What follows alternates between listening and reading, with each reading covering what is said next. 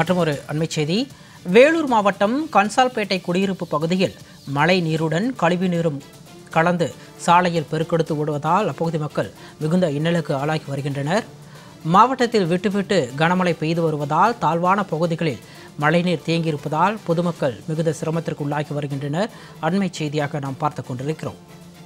கூடுதல் விவரங்களோடு வேலூரிலிருந்து எமது செய்தியாளர் பிரேம்குமார் இணைப்பில் இருக்கிறார். விவரங்களை கேட்டு பெறலாம்.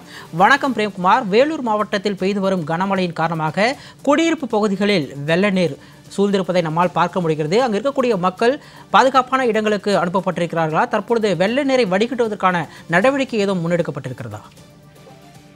வணக்கம் சிகாமணி. வேலூர் மாவட்டத்தில் பொறுத்தவரைக்கு நேற்று காலை முதலே அவ்வப்போது மழை பெய்து வருகிறது. அதாவது தமிழகத்தில் வடகிழக்கு பருவமழை பல்வேறு மாவட்டங்களில் பெய்து வரும் நிலையில் நேற்று காலை முதலே வேலூர் மாவட்டத்தில் உள்ள பகுதிகளில் விட்டு கனமழையானது பெய்து வருகிறது. இதனால் மாவட்டத்தின் பல்வேறு இடங்களில் உள்ள தாழ்வான பகுதிகளில் தண்ணீர் தேங்கி ஆங்காங்கே நிரம்பி வருகிறது. அதில் ஒரு பகுதியான வேலூர் மாவட்டத்தில் உள்ள கன்சால்பேட்டை பகுதியில் 40 குடும்பங்கள் வசித்து வருகின்றனர். இந்த பகுதியில் அருகே நிக்கல்சன் கால்வாய் உள்ளது.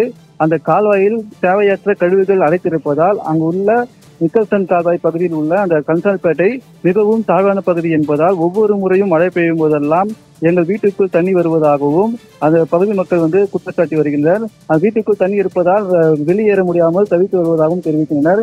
இது குறித்து அந்த அதிகாரியிடம் கேட்டபோது இந்த அரசுக்கு இந்த பகுதி அரசுக்கு சொந்தமான பகுதியாகவும் இந்த வழி நீர் செல்லும் பாதையான வழியான தெரிவிக்கின்றனர்.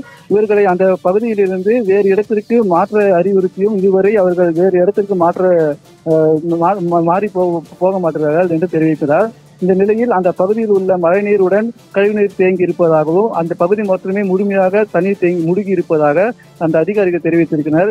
மேலும் இது குறித்து இப்போ தற்பொழுது பாத்தீங்கன்னா தீயணைப்பு துறையினர் அவர்களை பத்திரமாக மீட்டு கொண்டு வருகின்றனர்.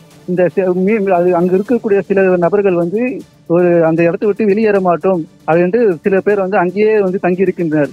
அதாவது அந்த பகுதியில் மட்டுமே தண்ணி மட்டும் தாழ்வான பகுதி தண்ணி தேங்கியிருப்பதால் அந்த பகுதி மக்கள் மிகவும் அவதியடைந்து வருகின்றனர். விரிவான விவரங்களுக்கு நன்றி பிரேம்குமார்.